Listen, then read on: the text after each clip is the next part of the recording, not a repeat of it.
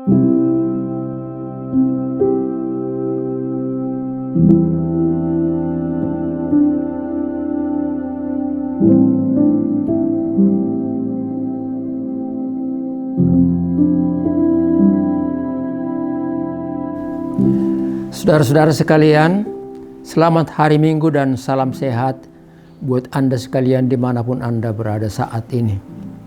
Puji syukur kita boleh ketemu kembali dalam acara ini dan semoga pertemuan ini membawa berkat bagi kita karena kita bicara tentang firman Tuhan. Tuhan memberkati Anda dan kita sekalian. Amin. Mari kita dengarkan firman Tuhan yang diperuntukkan untuk saat ini dari Injil Markus pasal 8 ayat 31 sampai 35. Saya akan bacakan untuk kita semua. Kemudian mulailah Yesus mengajarkan kepada mereka bahwa anak manusia harus menanggung banyak penderitaan dan ditolak oleh tua-tua, imam-imam kepala dan ahli-ahli Taurat, lalu dibunuh dan bangkit sesudah 3 hari. Hal ini dikatakannya dengan terus terang, tetapi Petrus menarik Yesus ke samping dan menegur dia. Maka berpalinglah Yesus dan sambil memandang murid-muridnya, ia memarahi Petrus katanya, "Enyahlah iblis, sebab engkau bukan memikirkan apa yang dipikirkan Allah, melainkan apa yang dipikirkan manusia." Lalu Yesus memanggil orang banyak dan murid-muridnya dan berkata kepada mereka, "Setiap orang yang mau mengikut aku, ia harus menyangkal dirinya, memikul salibnya dan mengikut aku. Karena siapa yang mau menyelamatkan nyawanya, ia akan kehilangan nyawanya. Tetapi barang siapa kehilangan nyawanya karena aku dan karena Injil, ia akan menyelamatkannya. Apa gunanya seorang memperoleh seluruh dunia, tapi ia kehilangan nyawanya? Karena apakah yang dapat diberikannya sebagai ganti nyawanya? Sebab barang siapa malu karena aku dan karena perkataanku di tengah-tengah angkatan yang tidak setia dan berdosa ini, anak manusia pun akan malu karena orang itu apabila ia datang kelak dalam kemuliaan Bapanya diiringi malaikat-malaikat kudus." Sampai di situ peruntukan firman untuk kita pada saat ini. Saudaraku yang kekasih, topik khotbah kita berkata berhikmat dalam Yesus. Berhikmat dalam Yesus. Hikmat itu membuat seseorang arif, bijak, pintar untuk membuat satu kesimpulan dan keputusan dan menyenangkan hati semua orang. Itulah orang yang bijak. Itulah orang yang berhikmat. Saudaraku, hikmat beda dengan pengetahuan. Orang bisa belajar sampai ke tingkat yang paling tinggi untuk memperoleh pengetahuan. Sampai titel sarjana sekalipun orang bisa mempelajarinya. Tetapi belum pasti orang yang pintar seperti itu berhikmat. Umpamanya saja, dia menjelaskan sesuatu, dia berbicara tentang sesuatu, tapi justru akhirnya menimbulkan pertentangan dan perdebatan dan ribut. Sebaliknya orang yang berhikmat itu, hikmat yang datang dari atas itu, dia bisa menyelesaikan sesuatu persoalan, sesuatu perkara, dan membuat orang semua tenang dan bersukacita. Itulah beda hikmat dengan pengetahuan. Sebenarnya yang paling indah ialah bila orang berpengetahuan, pintar, tapi juga berhikmat. PBB artinya seseorang itu pintar, berpengetahuan, dan berhikmat. Itulah PBB yang kita maksud. Jadi bukan Perserikatan Bangsa-Bangsa. Tapi PBB artinya seseorang dia pintar, dia berpendidikan atau berpengetahuan, dan juga dia berhikmat. Saudaraku yang kekasih, berhikmat di dalam Yesus artinya dari Yesus itu dia memperoleh sesuatu petunjuk.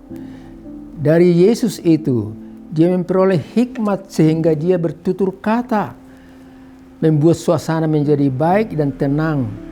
Berhikmat dalam Yesus itu dia tahu apa yang akan dia kerjakan. Dia tidak ikut-ikutan dengan arus, dengan mode, dengan pola sikap, pola pikir daripada manusia sekelilingnya pada masanya.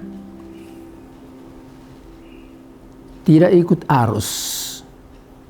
Saya buatkan satu contoh.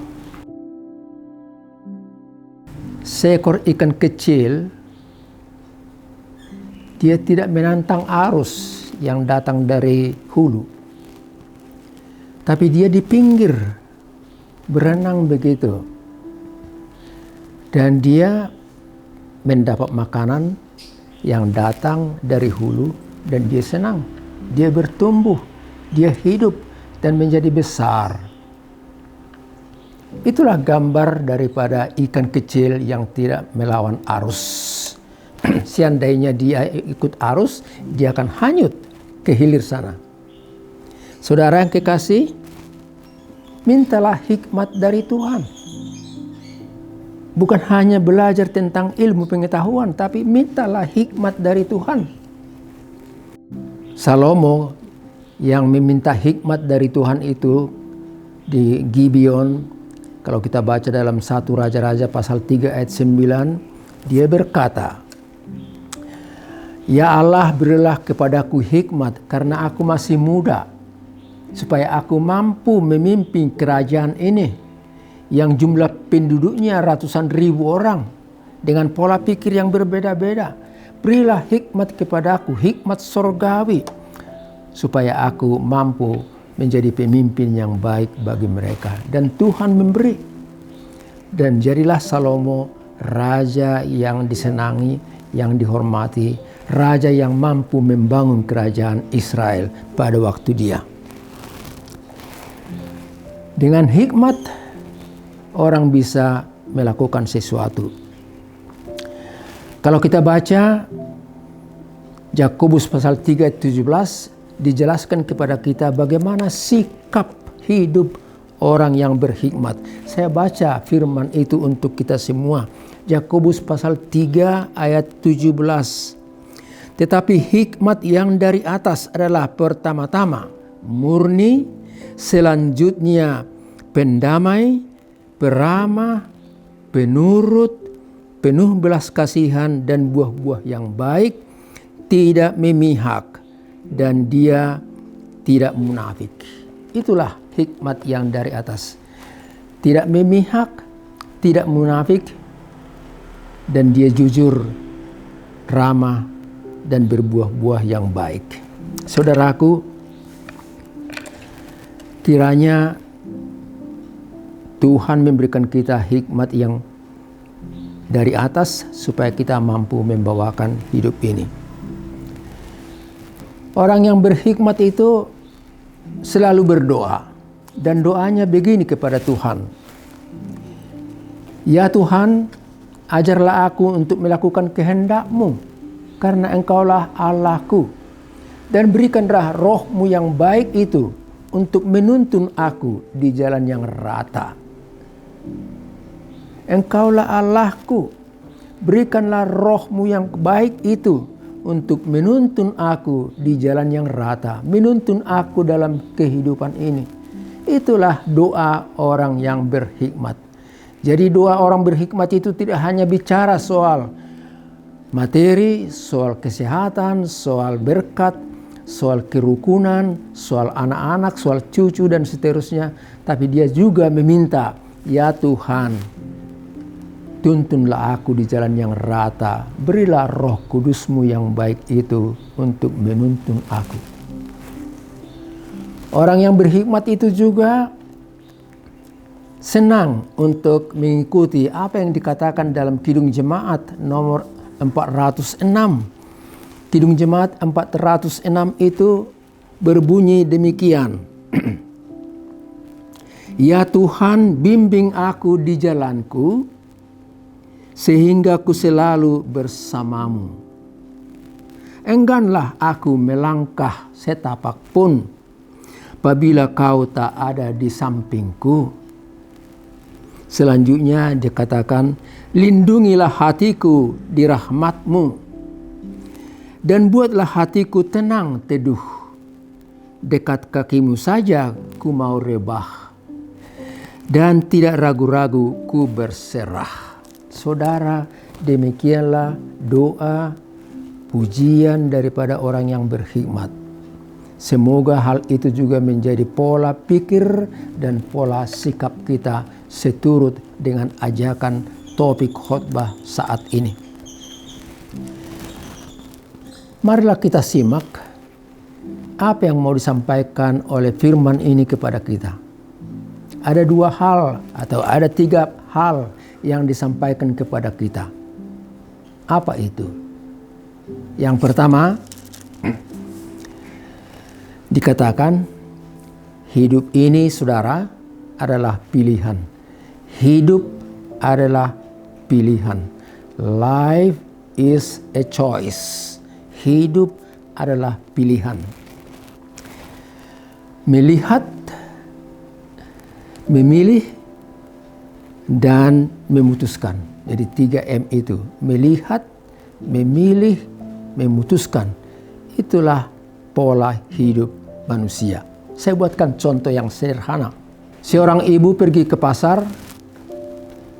Dia mau beli kebutuhan dapur untuk keluarganya.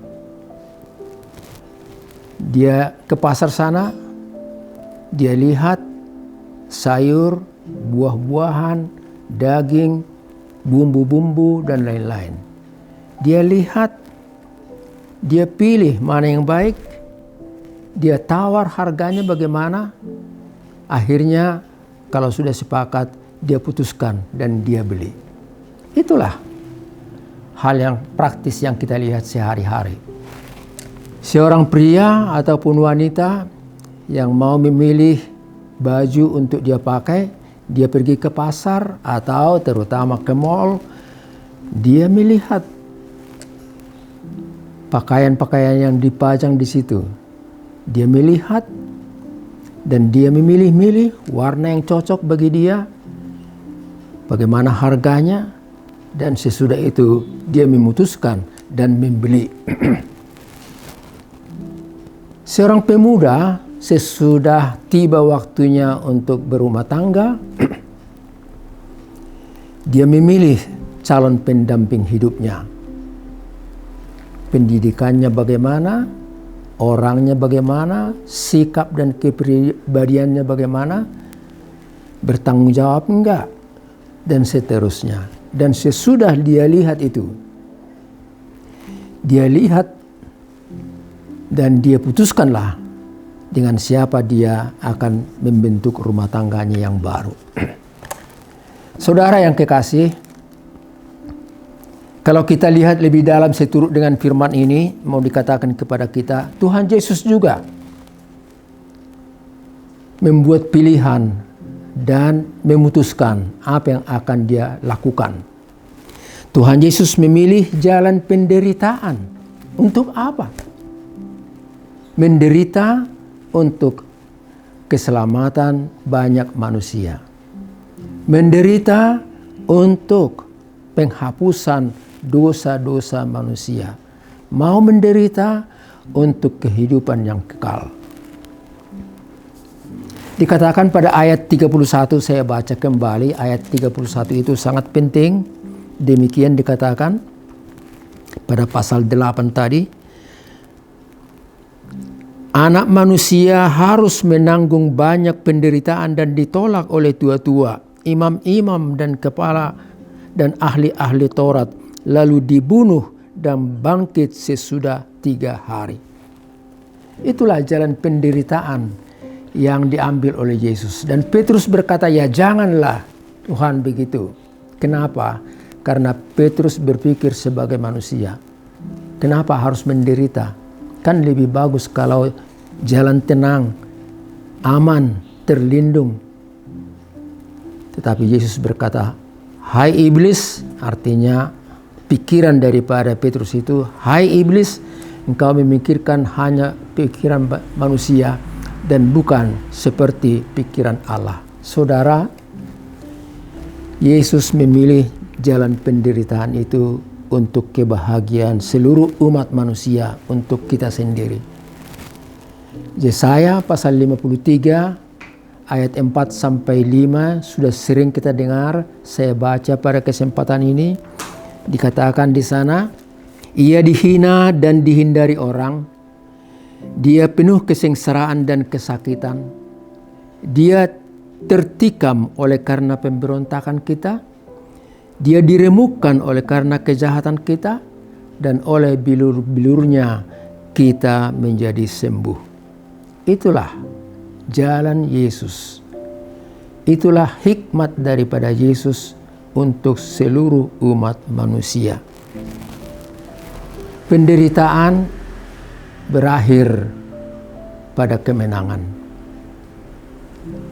Jalan salib ujung-ujungnya jalan kebangkitan. Via Dolorosa seperti di Yerusalem itu, Via Dolorosa akhirnya menuju Via Gloria. Jadi jangan takut kalau ada penderitaan ataupun beban tersendiri yang Anda alami dalam hidup ini. Saudaraku, pesan yang kedua berbunyi bagi kita, penderitaan adalah cara Tuhan untuk pemurnian iman kita. Penderitaan adalah cara Tuhan untuk pemurnian iman kita.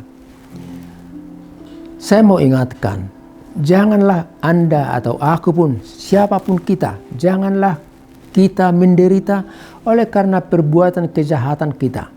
Menderita karena merampok, karena membunuh, karena korupsi. Menderita karena berbohong, berdusta, dan seterusnya. Janganlah, bukan itu yang kita maksud di sini, penderitaan. Tapi menderita karena iman itu. Menderita karena mempertahankan kejujuran itu. Itulah yang dimaksud di sini.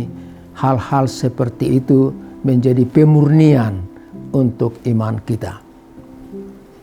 Kalau Anda mengalami sesuatu beban yang sangat-sangat berat, Anda berduka cita karena ada orang yang meninggal dari kalangan keluarga. Anda terbeban oleh karena masih ada sakit dan anggota keluarga juga terkena COVID-19 dan juga varian Delta yang baru sekarang. Anda jalani hidup ini, dan itu bukan hukuman, tapi itu jalan Tuhan untuk memurnikan iman Anda. Paulus memberikan masukan kepada kita yang sangat berharga supaya kita tabah dalam hidup ini, bahkan berpengharapan ke depan.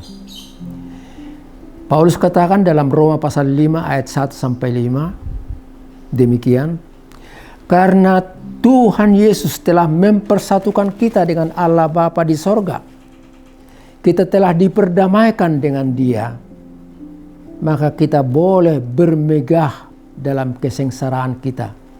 Karena kesengsaraan itu menimbulkan tahan uji, dan tahan uji itu menimbulkan ketekunan, dan ketekunan itu menimbulkan pengharapan, dan pengharapan itu tidak mengecewakan, pasti akan dikenapi Tuhan."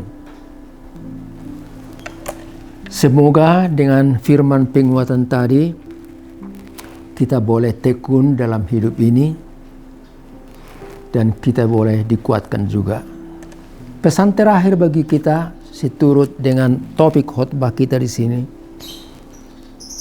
Dalam hidupmu, ikutlah Yesus dan saksikan namanya. Dalam hidupmu, ikutlah Yesus dan saksikan namanya.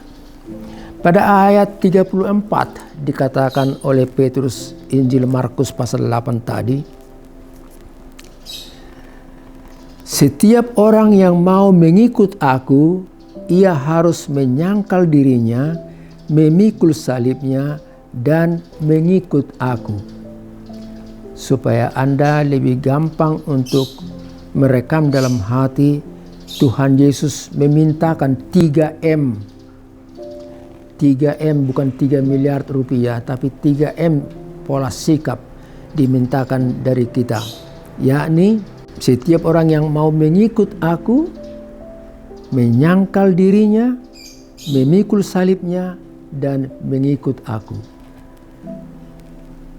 Menyangkal dirinya, say yes for Jesus, not for myself. Aku tidak ada artinya apa-apa, tapi dialah yang melengkapi, memberikan kekuatan kepadaku. Memikul salibnya, apapun yang terjadi dalam hidupnya, terutama dalam duka dan lain-lain, dan mengikut Yesus. Mengikut apa yang diajarkan oleh Tuhan Yesus dalam hidupnya.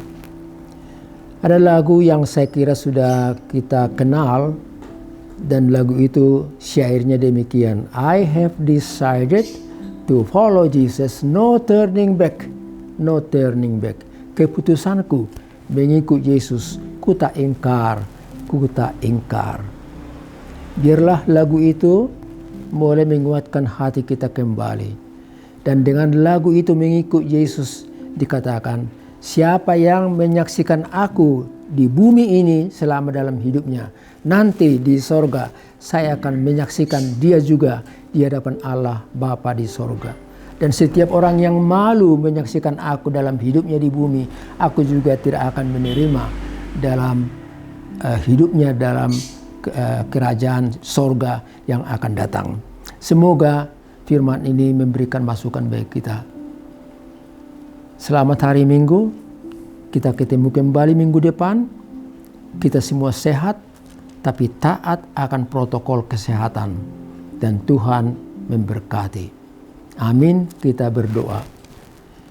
Allah Bapa di sorga, terima kasih atas firman-Mu yang menguatkan hati kami, supaya kami berhikmat, bijak dalam hidup ini saat kami melangkah untuk ikut Yesus. Kami berhikmat karena kami tidak mau ikut-ikutan. Kami berhikmat karena kami tidak ikut arus pola sikap, pola hidup manusia sekitar kami pada saat ini. Tapi kami berhikmat dalam Yesus karena kami tahu dengan Dia kami dituntun, diajari untuk melakukan apa yang dapat kami lakukan, yang baik, yang seturut dengan kehendak Tuhan. Dan biarlah kami menjadi pengikut Yesus karena kami yakin walaupun kami menderita, satu waktu Tuhan akan memberikan sukacita bagi kami. Kami berdoa untuk keluarga kami dimanapun mereka berada, kiranya Roh-Mu lah yang membimbing mereka. Kami berdoa untuk teman-teman kami yang kami kenal dan tidak pun kami kenal, yang lagi terpapar oleh karena COVID-19 dan yang sakit karena penyakit yang beraneka ragam dalam hidupnya, dan yang opnam di rumah sakit ataupun dirawat di rumah.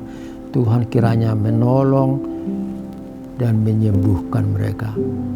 Tuhan, ampuni kami dari segala dosa dan kekurangan kami, supaya kami layak untuk menerima berkat-Mu di dalam Kristus Yesus. Amin.